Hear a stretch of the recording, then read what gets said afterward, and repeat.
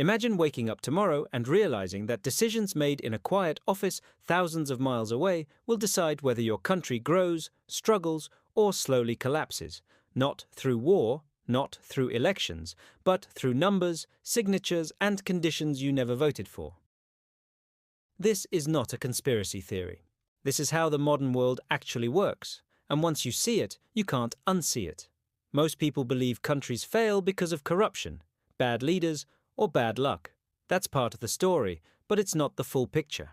Behind almost every financial collapse, every sudden austerity plan, every currency crisis, there is one powerful institution watching, waiting, and stepping in at the moment of maximum weakness. An institution that can decide who gets help, who gets punished, and who gets left behind. Before we go deeper, take a second and hit like if you want more honest breakdowns like this. And make sure you're subscribed to Silent Collapse because this channel exists to explain the systems that shape your future, without noise, without hype, and without sugarcoating reality. Now, let's talk about how this system actually works. When a country is doing well, no one really pays attention to it. Money flows in, debt feels manageable, and politicians promise growth forever. But behind the scenes, the country is often borrowing more than it can repay. Not just borrowing money, but borrowing time. And eventually, the bill comes due. This is where the institution enters the story.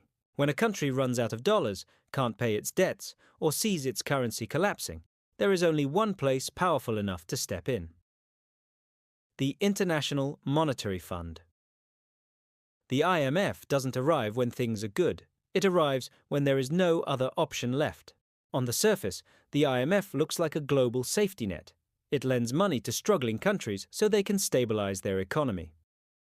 That sounds helpful, even necessary, and sometimes it is. But the loan is never just a loan. It comes with conditions.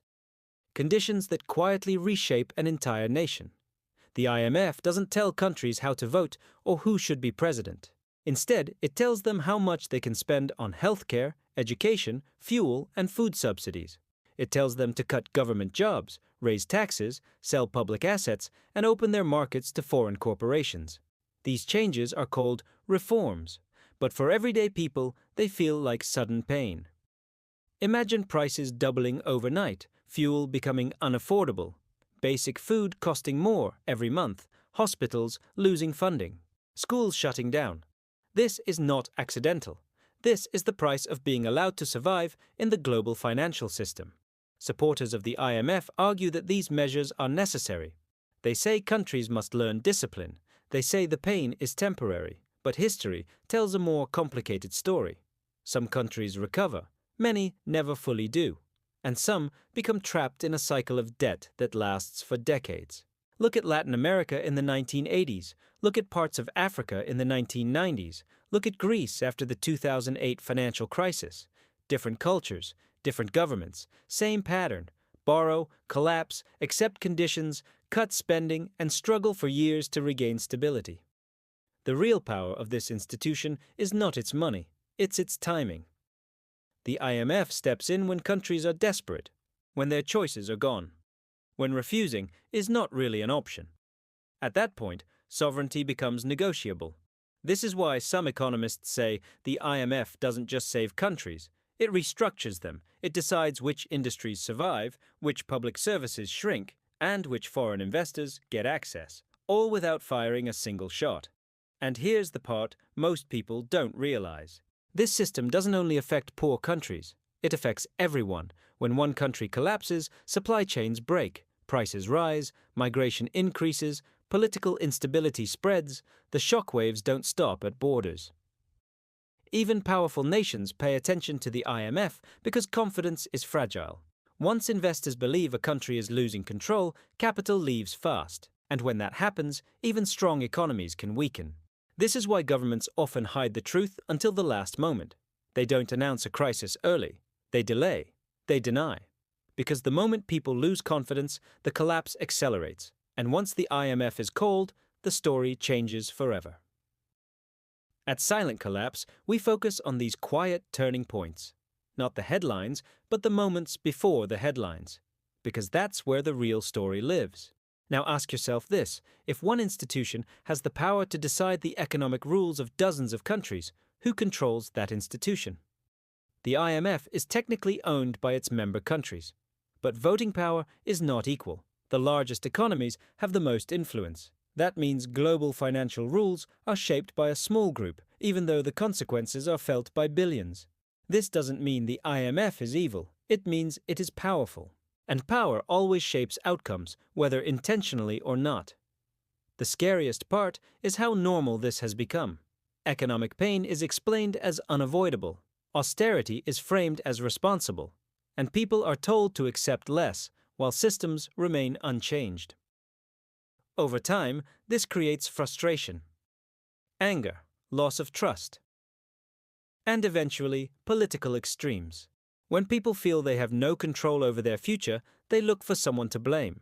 This is how economic collapse quietly turns into social collapse. And yet, most people never learn how this system works.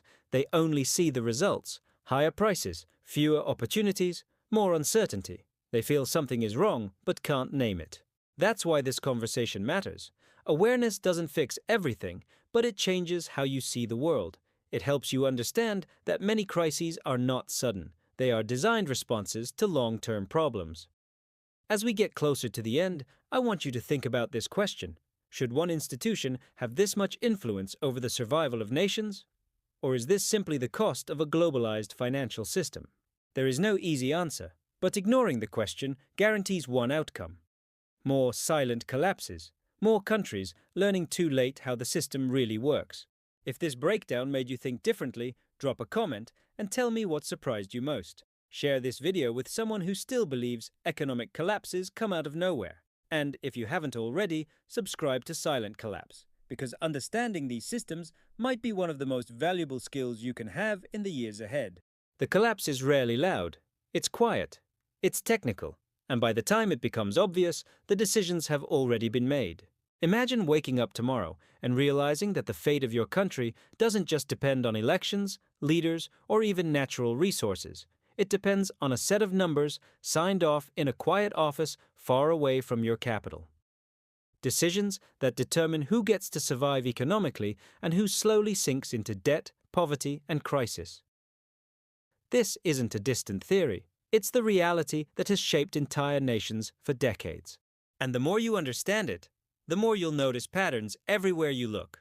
The headlines will start to make sense, the speeches will sound rehearsed, and the economic solutions will look less like fixes and more like strategic delays.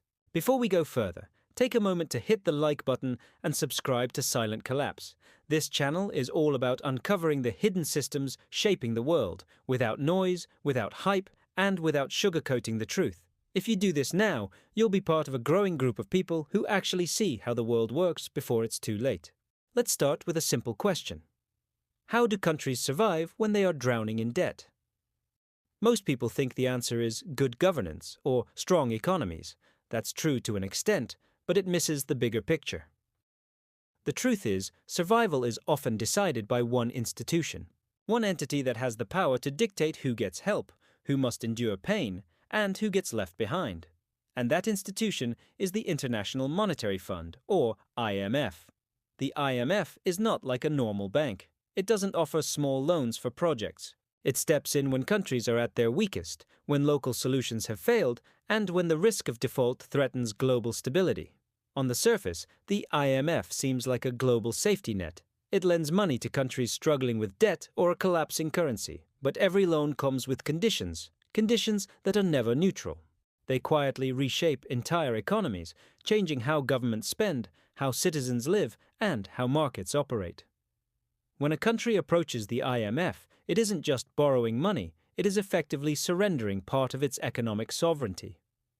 The IMF often requires governments to cut public spending, raise taxes, privatize state-owned assets, and liberalize markets. For everyday people, this translates into higher prices, reduced services, fewer jobs, and sometimes even famine-like conditions. The reforms are called structural adjustments, but for the public, the experience is nothing short of economic shock therapy. Take the Latin American debt crisis of the 1980s, for example. Countries like Mexico, Brazil, and Argentina were forced to accept IMF conditions. Subsidies were cut, public services were slashed, currency controls were removed, and while the financial numbers eventually stabilized, the social consequences were devastating. Millions of people were thrown into poverty. Yet the IMF's role was praised by international media as necessary and even heroic, or consider Greece after the 2008 financial crisis. Loans came from a combination of the European Central Bank, IMF, and other institutions. But every loan came with austerity measures that cut pensions, reduced wages, and slowed economic growth. The narrative from policymakers was necessary sacrifice, but the reality for citizens was widespread hardship and disillusionment. This pattern repeats itself across continents and decades. Africa in the 1990s, Asia during the 1997 financial crisis, even small nations in the Pacific today borrow, collapse, accept conditions, and struggle for years to regain stability. The IMF's power is not just in lending money, it is in the timing of its intervention. It arrives when countries have exhausted every other option, ensuring that refusal is not truly possible. This makes the IMF one of the most powerful institutions in the world, not because it has armies or borders, but because it controls the lifeline of modern economies. When it decides to step in, entire nations must comply. When it decides to withhold support, even the strongest governments feel the strain. And yet, most citizens have never heard of it beyond a headline or two. But power isn't absolute. It comes with consequences. Countries that repeatedly rely on the IMF often face political instability, social unrest, and declining trust in government. Citizens feel powerless, as if their fate is no longer in their hands. This frustration can give rise to radical movements, populist leaders, and even conflicts. Economic collapse quietly turns into social collapse. Even wealthy nations pay attention. Once the markets perceive risk, capital flees, currency weakens, and financial systems tremble. Investors don't just react to numbers, they react to confidence. And confidence is fragile. One misstep, and even a relatively stable country can experience a rapid downturn. The IMF's role is subtle, yet decisive. Unlike wars or revolutions, these changes are mostly invisible at first. They unfold quietly in boardrooms and spreadsheets. Policies are signed into effect long before citizens feel the consequences. By the time protests erupt, by the time the media reports the story, the crucial decisions have already been made. Here's the most important thing to understand. This system is not about good or evil. It is about structure, power, and timing. The IMF is technically owned by its member countries, but influence is unequal. The largest economies have the most voting power. That means a small group of nations can shape rules that affect billions.